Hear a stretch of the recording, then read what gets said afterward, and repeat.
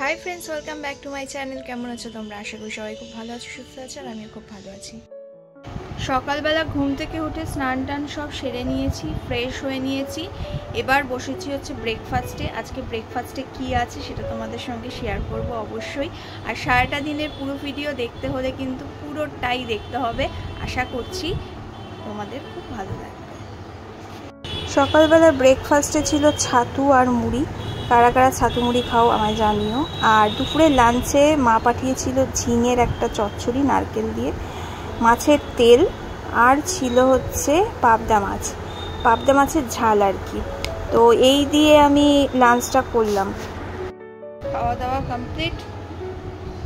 এখন খাচ্ছি হচ্ছে গোল গোল করে কেটে রাখা পেয়ারা, যেটা বাবা কালকেই তো এসেছিল, ওরা কালকে এনেছে।